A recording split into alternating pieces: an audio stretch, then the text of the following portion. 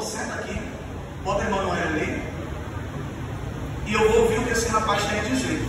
Inclusive, o nome dele é o nome do nosso guitarrista, Edson também. Você olha para a vida desse rapaz. E esse rapaz, ele começou a contar o que estava acontecendo. Essa senhora que estava exaltada, ela estava exaltada por uma razão. Esse rapaz, ele foi chegar numa igreja que o pastor é amigo meu, conhecido meu. E nessa igreja, os obreiros na porta não deixaram o rapaz entrar.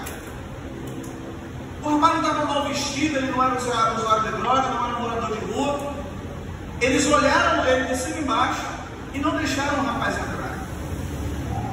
O rapaz falou assim: não, eu só preciso conversar. Um obreiro olhou para o outro e disse: isso aí é casa para você. E riu e virou as costas para o rapaz. O rapaz ficou muito triste, magoadíssimo. Essa senhora que estava revoltada da vida, ela falou assim: ó, tem um moço ali de terno, vai lá e conversa com ele. O moço de terno era eu. E ela, revoltada da vida, esculhambou a igreja. Eu falei assim: não, senhora, não é assim não. A senhora não pode falar mal de todo mundo por conta de uma situação que aconteceu. Eu conheço essa igreja, eu sei que era uma igreja séria. E depois eu converso com o pastor dali sobre esse acontecido. E esse rapaz abriu o coração. Ele falou assim: olha, eu não quero dinheiro, eu não quero que o senhor me dê nada, eu só quero conversar o que está acontecendo na minha vida. E ele falou que veio para o Rio de Janeiro há 15 anos, deixou o pai e a mãe em Santa Catarina, ele é filho único, ele é formado na alta gastronomia francesa, fala francês fluente, um homem que tinha tudo para dar certo na vida. O pai dele, pastor, a mãe diaconisa, e ele era líder do ministério de louvor. Se desviou do evangelho, veio para o Rio de Janeiro e pelo desejo da carne se apaixonou por um homem e se relacionou com esse homem e foi morar com esse homem. E ele viveu esse tempo todo com esse rapaz. Só que agora, recente, ele já vinha observando a sua perda de peso. Ele estava perdendo peso assustadoramente. E ele falando isso chorando, irmão. E ele falou assim: o senhor está vendo meus dentes? Eu estou perdendo todos os meus dentes. O senhor sabe por quê? Eu dentro de mim já desconfiado, mas queria que ele falasse. Ele disse: eu descobri que eu estou com um soro positivo, mas eu nunca me relacionei com nenhuma outra pessoa, e o meu companheiro também não. E eu fui conversar com a mãe dele, que era minha amiga, e ela disse: eu parei de falar com meu filho há 15 anos, por sua causa. E ele disse: mas a senhora é minha amiga ou minha inimiga? Ela disse: não, não é por sua causa em si, é porque o meu filho é soro positivo há 40 anos, e ele não contou para você. Esse menino, ele chorava, e por conta da enfermidade, ele não conseguia ficar sentado assim, como a gente comumente senta relaxado, porque dava falta de ar. E ele ficava assim, ó, e eu tentando acalmá-lo para ele ficar em paz e ouvindo o que ele tinha para dizer. E ele sentou-se chorando muito. Ele disse: amanhã eu vou lá para fazer o meu coquetel para eu tomar, mas eu conheço a palavra, eu sei que eu estou errado. Mas o que eu estou dizendo para você aqui, ele falou para mim, é que tudo que eu precisava era alguém para conversar. E hoje eu bati em 2 igrejas e ninguém parou para me ouvir, mas o Senhor está aqui me ouvindo. E eu falei assim: meu filho, eu não preciso pregar o evangelho para você, porque você já conhece a palavra. E ele caiu no choro. Eu falei: eu não preciso dizer para você voltar para Jesus. Ele: não precisa. Ele disse assim para mim: não precisa, porque eu estou como um filho pródigo. Eu falei: eu não vou fazer apelo, eu não vou ler texto da Bíblia, eu não vou citar nada para você, mas eu quero fazer algo por você. E ele disse: o quê? Aí eu falei assim: você está com fome?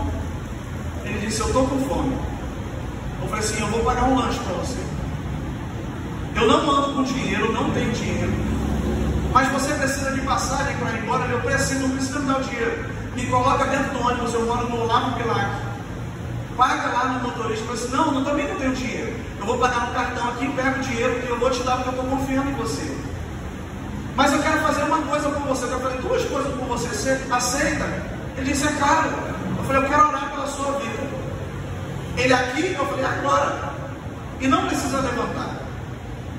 E quando eu botei a mão nas costas daquele rapaz, era osso puro. Osso. E aquilo me arrebentou. E eu botei a mão nas costas dele e orei por ele. E eu falei assim, agora é a segunda coisa que eu quero fazer. Você aceita que eu te dê um abraço? Ele falou assim, como é que é? O senhor quer me dar um abraço? Eu falei, eu quero te dar um abraço. E ele me agarrou, irmão. Sabe aquele abraço de anos que ele não dá a ninguém? Ele pulou no meu peito, ele me agarrou, me abraçou e eu atraquei com ele. Ele encostou a cabeça no meu ombro e ele chorou. E ele disse assim para mim, muito obrigado. E eu virei as costas, fui embora. E fiquei com isso no meu coração e o Senhor falou assim para mim, meu filho, a minha igreja que eu estabeleci é agente de cura, não agente de homicídio. O que aquele homem precisava não era de dinheiro, era de uma palavra, um abraço, um ouvido escutando ele. E é justamente sobre isso que eu quero trazer a sua reflexão. Quantas pessoas você ignorou esse ano já e não estendeu a mão para dar aquilo que a pessoa precisa? O texto que nós lemos, e você fica com esse testemunho na sua cabeça. O texto que nós lemos fala de um homem chamado Josué, sumo sacerdote. Posterior ao cativeiro babilônico, o povo que retorna para Jerusalém, Zorobabel, Neemias, Esdras, esse homem estava lá no meio. E a sua responsabilidade era de fazer o povo voltar à palavra do Senhor. Só que havia uma coisa nele, no sumo sacerdote, da linhagem de Arão, porque só podia ser sumo sacerdote quem era da linhagem de Arão, diretamente. Não podia ser da tribo A, da tribo B. Era alguém selecionado. Ele estava com a sua roupa suja.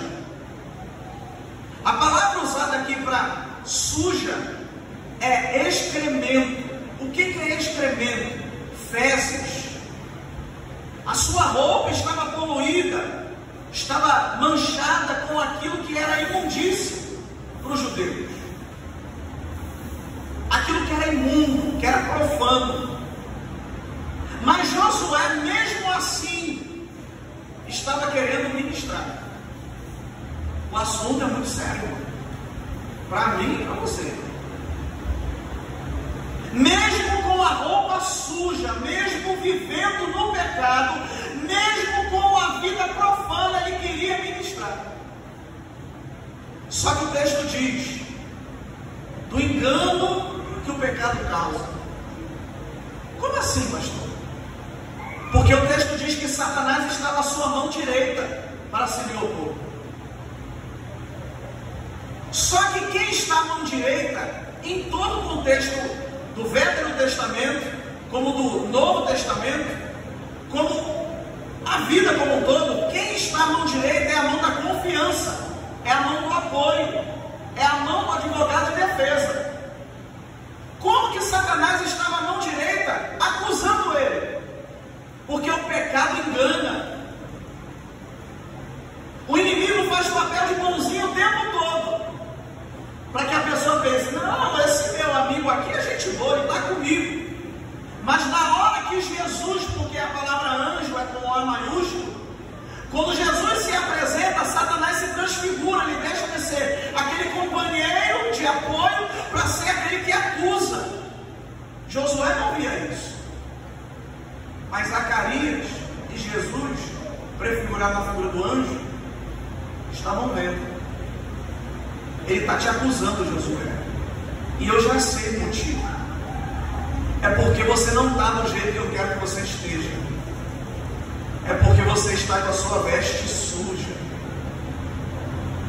E Jesus, ele é tão misericordioso que a palavra do Senhor diz o seguinte: pega Josué e descarta. Pega Josué e lança ele no lixo. Pega Josué e tira ele da minha casa. Foi isso? É isso que a palavra diz? Não. O anjo diz: muda a veste dele. A igreja não está aqui para condenar ninguém. Também não estamos aqui para passar a mão na cabeça de ninguém. Aquele termo muito usado dizendo: não julgueis para que não sejais julgados. Ali Jesus estava falando para não condenar. Mas o mesmo Jesus diz: pelo fruto você conhece a árvore. Você observa que a pessoa está entregando e você diz se ela anda com Deus ou se ela não anda com Deus. Mas independente de se andar com Deus ou se não andar com Deus, o nosso papel é mudar a veste. É oferecer ajuda. É estender a mão. A pessoa tem a opção de recusar. A pessoa tem a opção de aceitar. Mas o papel da igreja é estender a mão e oferecer a possibilidade de mudança. Mudem as vestes. Só que é interessante que Jesus não dá essa ordem para anjo. Isso que é maravilhoso, é aqui que eu vou falar. Jesus não deu ordem para anjo. Jesus deu ordem para os companheiros. A coisa mais difícil, pastor Dacinei, eu tenho visto isso com alguns companheiros de ministério, que quando alguém, principalmente o ministério, erra, o próprio ministério que é dono do camarada. Quando alguém na igreja erra, a própria igreja diz o seguinte: eu já sabia, estava tudo predito para ir para esse caminho. Estava nítido. E agora, o que a gente faz? A ordem que o anjo dá é simplesmente para que os companheiros dele mudassem a veste dele.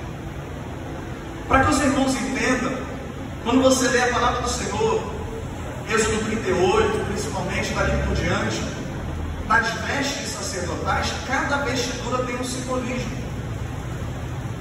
Se você parar para analisar, no momento que o sacerdote ia degolar um animal, ele ia fazer o seu ritual para ofertar ao Senhor, ele tinha que estar com uma veste de linho puro, branco, e ele não podia suar, porque se ele suasse, ele tinha que voltar, se banhar, trocar a veste e voltar para ministrar ao Senhor. Não podia haver sujeira na roupa, se ficasse qualquer coisa, o sangue respingasse, sei lá, alguma sujeira, ele tinha que ir lá, se banhar e voltar, porque o Senhor sempre exigiu santidade. A roupa na Bíblia fala da santidade. Só que Josué viu o povo vivendo de qualquer maneira, e talvez ele tenha pensado: eu também vou viver de qualquer maneira, porque o povo não queria reconstruir o templo. Ageu, o próprio Ageu fala isso: vocês estão habitando em casas estucadas, casa de cedro, casas finas, e a minha casa está abandonada, diz o Senhor. Talvez Josué olhou aquilo e falou: o povo não quer nada, eu não vou querer nada também. Só que eu não posso ser guiado pelo que os outros estão fazendo.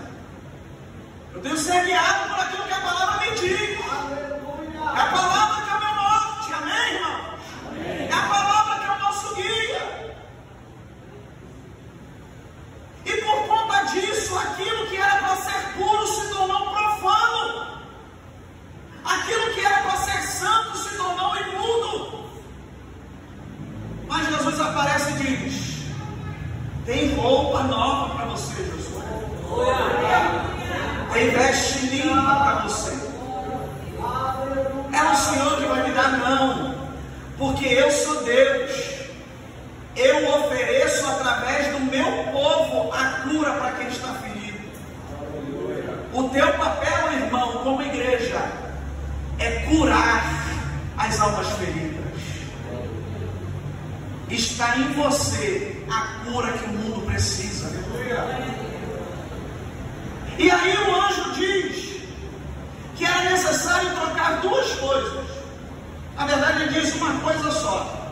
Só que os companheiros perceberam uma outra coisa. A segunda coisa que os companheiros viram que não estava bem e precisava ser substituída era a mitra. O que é a mitra, pastor? É aquele pano que se enrola na cabeça para proteger do sol escaldante no deserto e do frio, que é terrivelmente frio à noite. E no momento da ministração sacerdotal, aquela mitra servia para um outro fim. Qual era o fim, pastor? Quando você lê a palavra de Deus, Levítico capítulo 8, por ali, falando no rito sacerdotal, havia um objeto que ia sobre a mitra. Que objeto era esse?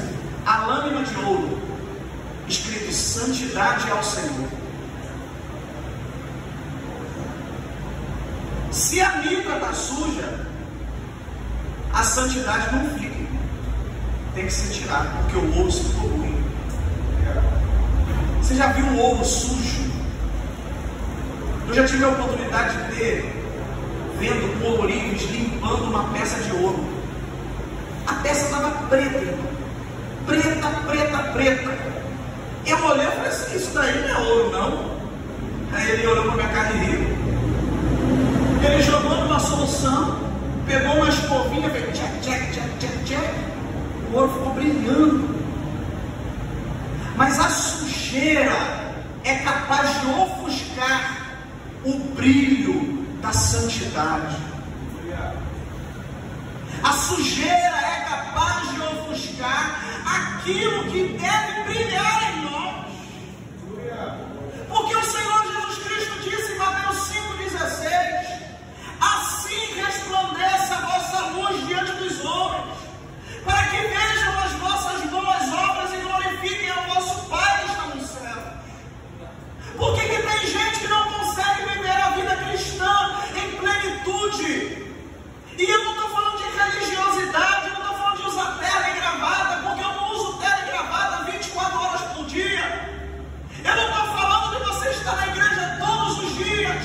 Eu estou falando da intimidade com Deus, de relacionamento, de proximidade. Por que tem pessoas que não conseguem viver em plenitude com o Senhor?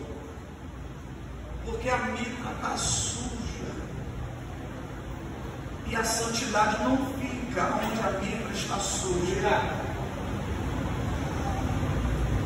Quando aquela mulher estava junto com seu marido em casa, Eliseu passou e ela olhou para o seu marido e disse: ô marido, você está vendo aquele homem que passa? Estou vendo. Ele é um santo homem de Deus. O foco não está no homem de Deus, porque todo mundo aqui é de Deus, você querendo ou não. Se você aceitar Jesus, você é de Deus. Se você não aceitar, você é de Deus do mesmo jeito, porque foi Ele que te fez. Ele é o dono da vida. Agora, onde que está o foco? É na palavra santo. Santo homem de Deus. E você sabe o que é bonito, irmão? Porque todo mundo aqui peca. Todo mundo aqui peca. Os pecadores, levanta a mão aí. Vou levantar hoje. Eu sou muito demais. Eu sou miserável. O segredo não está em não ser pecador. Porque Romanos 3,23 diz que todos pecaram e destituídos estão da glória de Deus. O segredo não está em não errar, porque nós vamos errar. O segredo está no depois do erro. Porque muitos se afastam da igreja. E nessa mesma lanchonete esperando um lanche no dia depois do culto também. O negócio depois do culto é terrível, né, irmão? Tinha dois irmãos conversando e um moço, cabelo pintado de louro. E ele dizia para essas duas irmãs que são crentes, duas irmãs mesmo, de sangue. Ele dizendo, eu estava todo errado, vivendo em pecado. E aquela moça, aquela pastora estava dizendo que Jesus ia me abençoar daquele jeito. Isso o rapaz dizendo. Eu estava vivendo errado, falando para essa menina. E a pastora estava botando a mão na minha cabeça, dizendo que eu estava sendo usado por Deus. Irmão, eu já disse aqui, ovelha, ela pode não ter conhecimento secular, mas ovelha não é burra.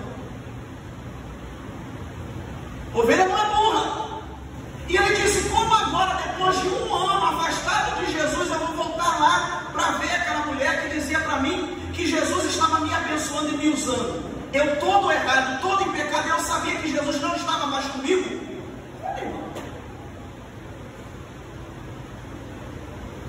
E essas meninas tentaram de toda qualquer forma defender a moça, mas o que estava em jogo não era a moça, era a fé do rapaz, que descredibilizou a categoria por conta do erro de um.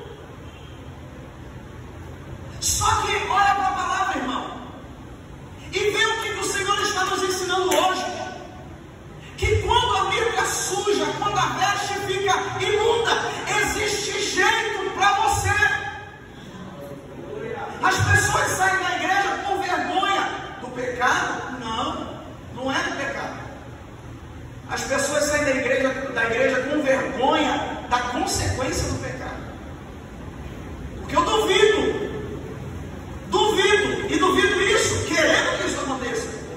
Que algum de vocês levante hoje e venha aqui na frente e dizer, irmãos, eu quero pedir perdão à igreja, porque eu falei mal do Evaldo, sem ele saber. Eu caluniei o pastor Fábio, começando com o pastor Sérgio, sem o pastor Fábio saber. Nós, quando vamos pedir perdão, a gente pede perdão de forma genérica. Senhor, me perdoa por todos os meus atos, ações, pensamentos. Mas não diz quais são os atos, quais são as ações, que são sinônimos, e quais são os pensamentos.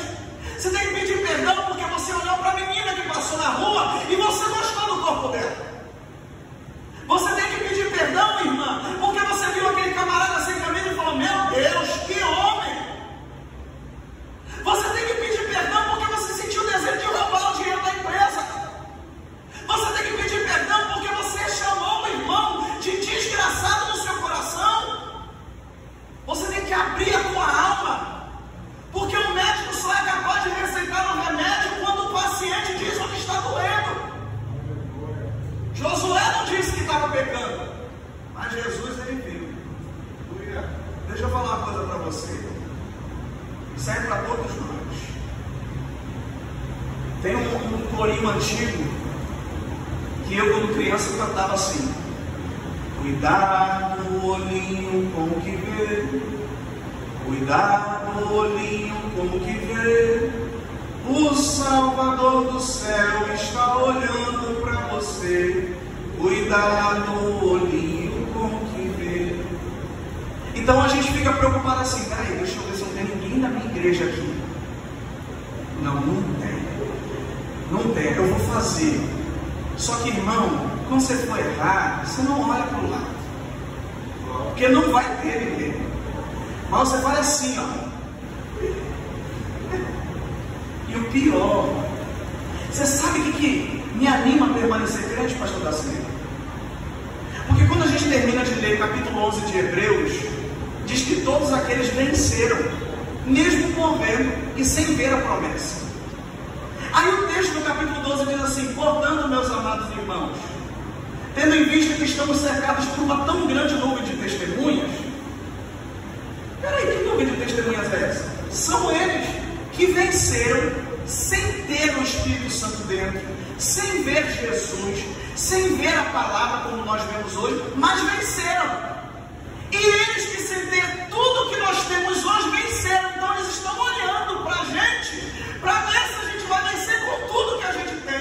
E tem gente perdendo com tudo que a gente tem. Tem gente abrindo mão de tudo, mesmo com tudo que Jesus dá.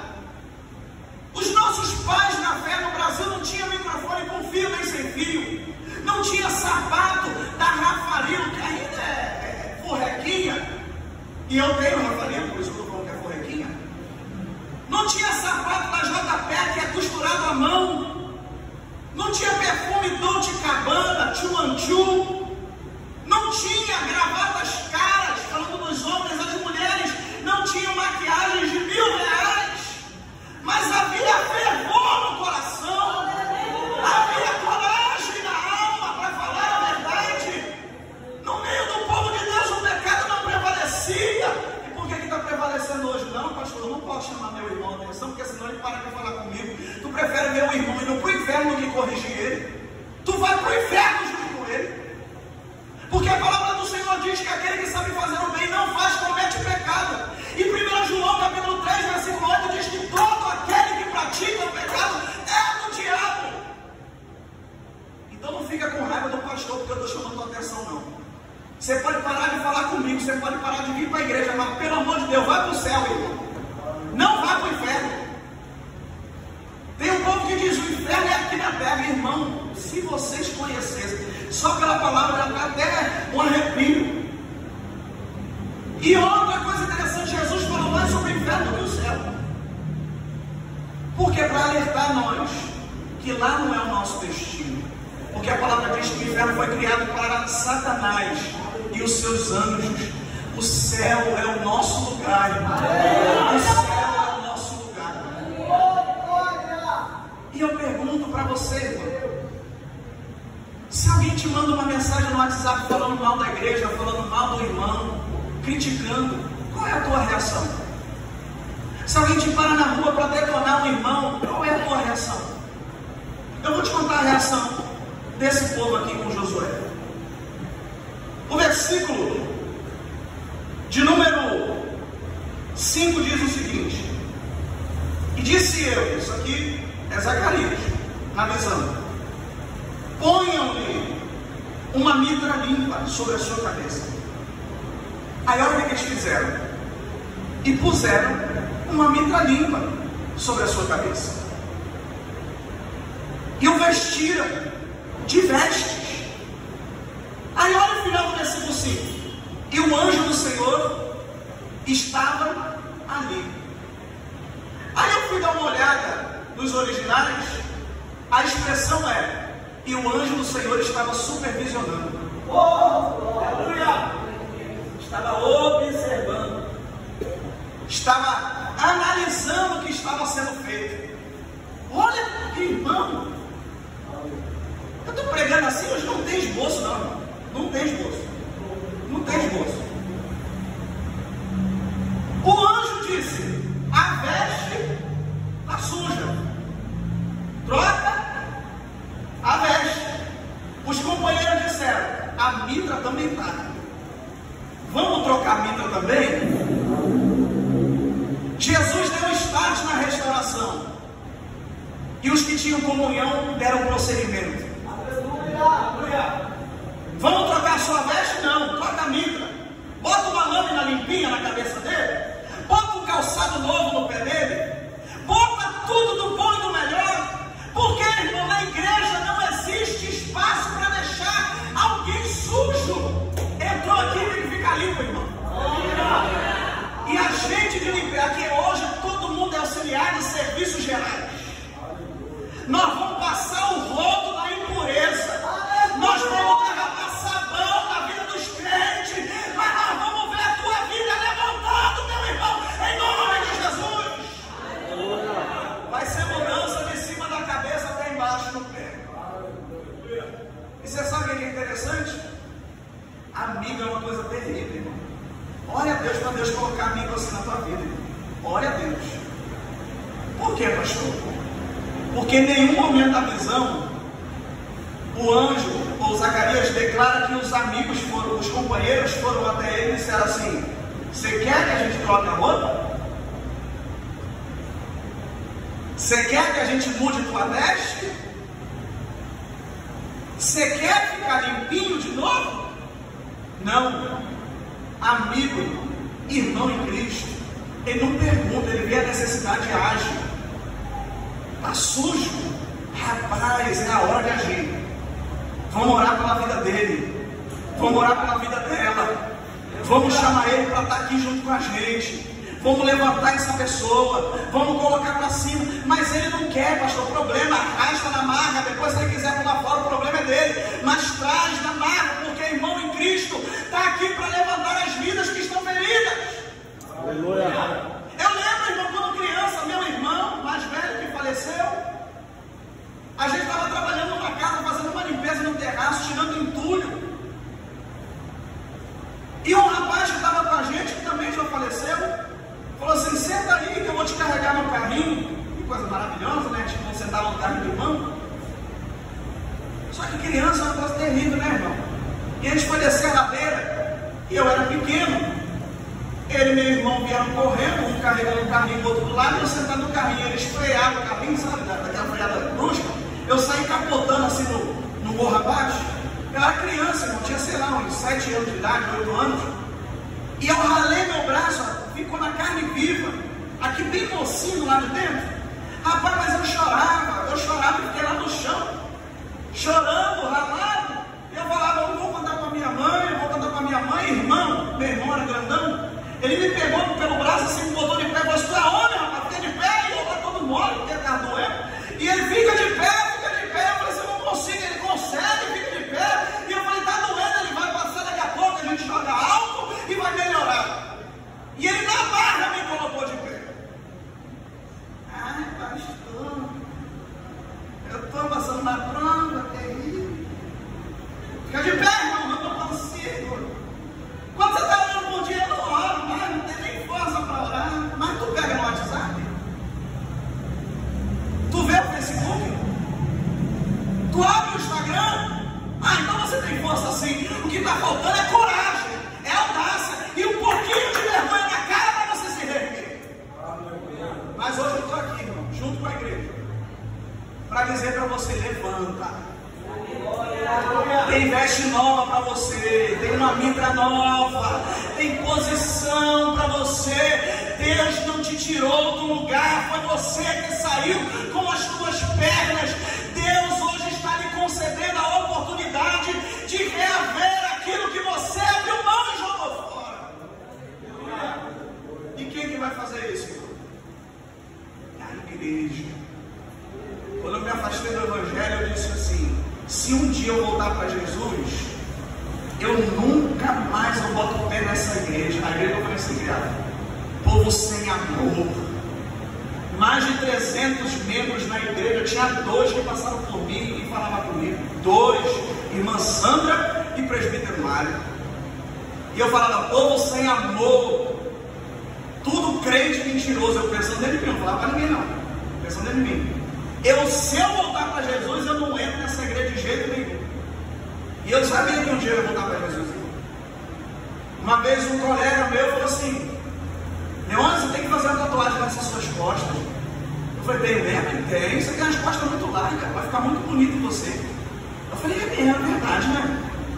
Eu vou fazer uma tatuagem nas minhas costas. Deixa eu escolher aqui. Eu escolhi um anjo negro. Olha só, um anjo negro com as asas abertas. Porque eu era fortão, marombeiro da academia. Então o anjo ia ficar bonito nas minhas costas, o cão montado nas minhas costas, né? Porque era isso. Eu falei: eu vou fazer, vamos lá que eu vou fazer o orçamento, já vou fazer logo. Ele: eu também vou fazer uma tatuagem no meu braço. Eu falei assim: então você faz no braço e eu faço das costas. E vamos junto. Na porta do estúdio, eu olhei para ele e falei assim: não vou fazer. Ele disse: por quê? Eu falei assim: porque um dia eu vou voltar para Jesus e não dá para pagar a tatuagem. Ele disse: pode ser medroso, cara, no metafora. Eu falei assim: não, tô falando sério. Um dia eu vou voltar para Jesus e a tatuagem não dá para pagar, então não vou fazer. E não fiz. Mas eu percebi, irmão, porque Jesus era terrível. Teve uma campanha nessa igreja. Eu fui lá no dia 19 de janeiro, no sábado, era o penúltimo dia da campanha, e eu fui lá. Irmão, não lembro de nada do culto, pastor, nada. Porque tem gente que no momento da conversão de fala que lembra do pregador, do cantor, eu não lembro de nada. Eu só lembro que na hora do final do culto, o dirigente disse: quem quer voltar para Jesus? Eu levantei, junto comigo foi um amigo de infância que hoje serve ao Senhor, é obreiro da casa do Senhor, e mais um outro. Nós 3 de mão dada fomos 3 desviados, voltando para Jesus naquele dia. E eu falei: que legal, eu voltei para essa igreja. Foi lá que eu fui separado para obreiro, foi lá que eu casei, foi lá que eu fui superintendente, professor da escola dominical, foi lá que eu liderei jovens, foi lá que eu aprendi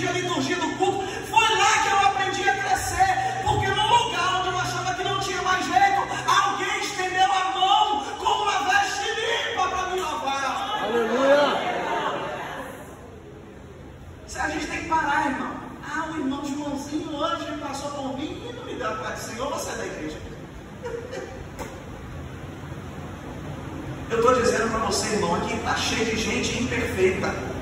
É todo mundo imperfeito, mas todo mundo na sua imperfeição tem veste limpa para te ajudar. Ah, eu não quero ir no culto, eu não vou por conta disso. Não, vem sim, porque mesmo na imperfeição Jesus age. Não é imperfeição de pecado proposital, é imperfeição da nossa humanidade. Então te convido, irmão, seja um agente de cura. Aleluia. Seja um agente de mudança. Seja um agente de auxílio. Pare de observar o defeito dos outros. Passe a se olhar mais no espelho. Você vai perceber que teu rosto está ficando com ruga. Você vai perceber que quando você acorda tem remela. Você vai perceber que muitas vezes você dorme cansado e você baba seca. Você acorda com aquele negócio no seu rosto. Você tem chulé. Se você não passar desodorante, você também tem cheirinho ruim embaixo do braço. Você erra na hora de botar o tempero na comida. Você salva demais, salva de menos.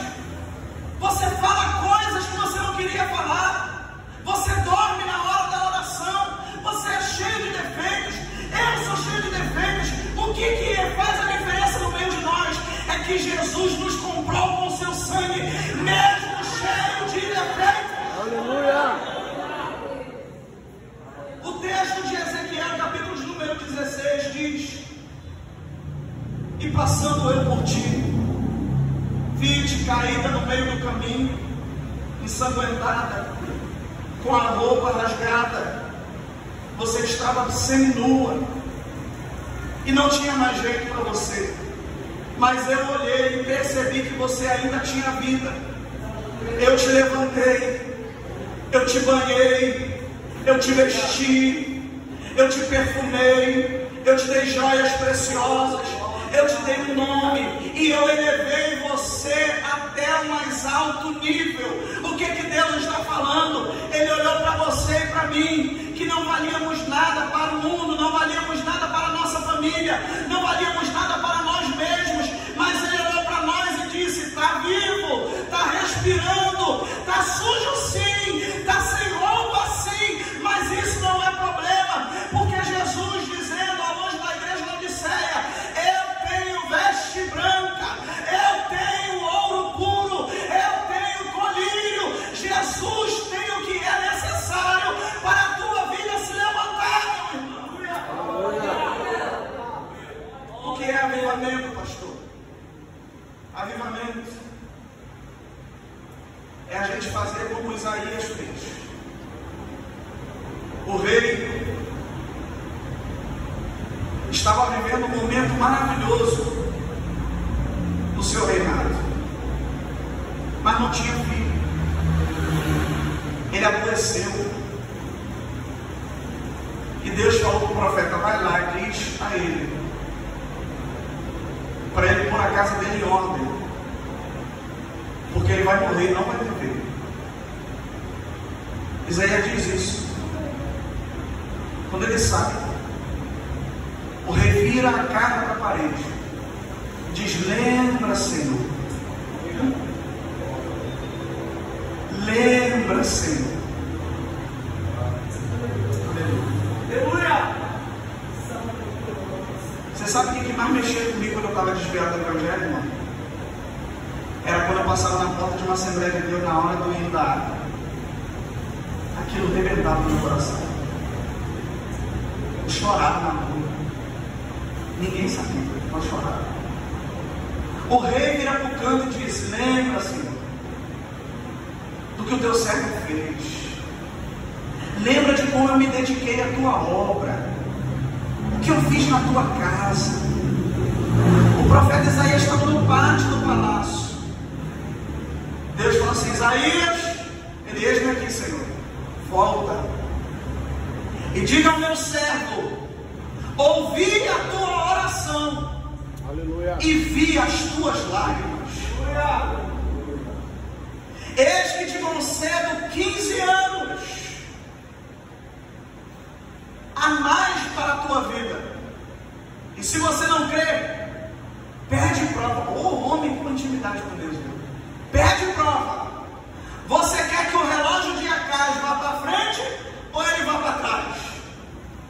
disse: Senhor, ir para frente é fácil, voltar é difícil, não tem problema.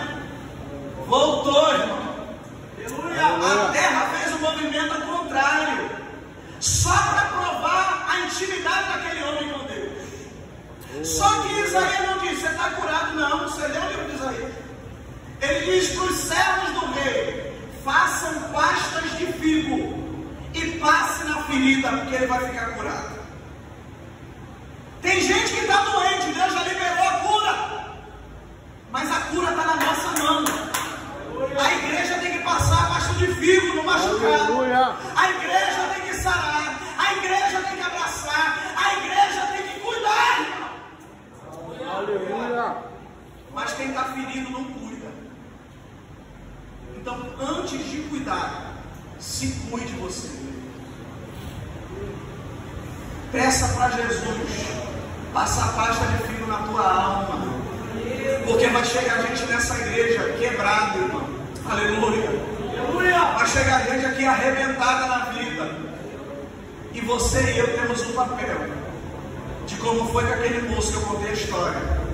Não ensinar nada, não falar nada, mas só abraçar e dizer: eu vou orar pela tua vida, eu estou orando por você.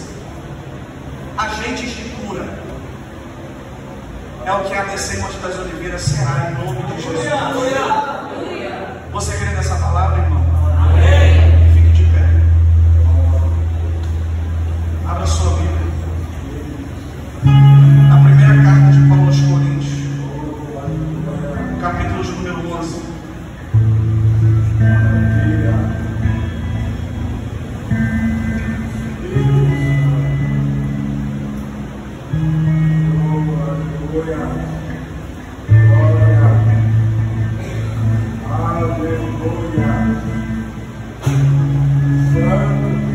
Você sabe, irmãos, enquanto vocês procuram aí, se os irmãos não me abraçarem, não me mandarem mensagem, no dia do meu aniversário não me dar parabéns, eu não vou mudar com nenhum dos irmãos. Eu estou sendo bem sincero, e com qualquer pessoa, porque a minha alegria não vem no que eu recebo aqui. A minha alegria vem das coisas que Jesus já me deu. Então eu sou alegre independente de qualquer coisa. Mas existem pessoas que estão vivendo situações tão difíceis, e a gente nesse tempo tem um problema muito grave, que a gente não gosta de falar os nossos problemas com as pessoas. Só que o Senhor nos ensina pela sua palavra que a gente deve contar aos outros as nossas necessidades, para que os irmãos orem juntamente conosco. Mas tem gente no momento de dor que ele não precisa ouvir nada, ele só precisa ser ouvido, e de uma oração, de um abraço, de um afago. Você sabe, irmão, o que está faltando em nós? Cheiro de igreja. Aleluia. Eu acho que a gente precisa um pouquinho mais de cheiro de igreja em nós. E quando eu digo cheiro de igreja, é você chorar com quem está chorando, sentir a dor do outro. É de você se alegrar quando o irmão conta uma vitória. Pastor, eu comprei uma bicicleta.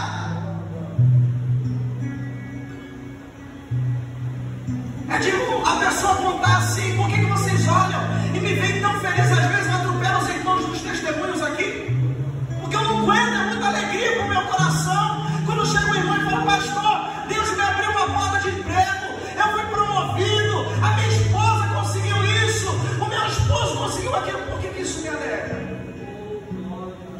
Porque eu sei que, irmão, para mim pode não ser muita coisa, mas para quem está vivendo é algo maravilhoso. Aleluia. E se é maravilhoso para você, é maravilhoso para mim. Aleluia. Se você está sofrendo, eu vou sofrer. Então quero te convidar a ser um pouco mais igreja, a sentir um pouco mais. para um pouco mais, a sair daqui nessa noite pensando: o que eu tenho sido? O que eu tenho feito? Será que a minha presença no domingo já é suficiente? Não é não. Será que a minha ida no culto da semana já é suficiente? Não, não é. Você é um agente de cura de Deus. Tem remédio na tua vida para as almas feridas. Use isso, irmão. Use isso, irmão. Eu quero te convidar. Vamos curar Belfor Roxo. Vamos curar o Bona. Vamos curar o Vasco dos Ferreiras. Vamos curar a nossa família. Vamos curar os nossos colegas de trabalho. Vamos curar os nossos vizinhos. Mas vamos começar curando quem está aqui dentro. Amém, irmão? Versículo 23. No capítulo 11 da primeira carta de Paulo aos Coríntios. Porque eu recebi do Senhor o que também vos ensinei, que o Senhor Jesus, na noite em que foi traído, tomou o pão e, tendo dado graças, o partiu e disse: tomai, comei, isto é o meu corpo, que é partido por vós. Fazei isto todas as vezes em memória de mim. Semelhantemente também, depois de cear, tomou o cálice, dizendo: este cálice é o novo testamento no meu sangue. Fazei isto todas as vezes que beberdes em memória de mim.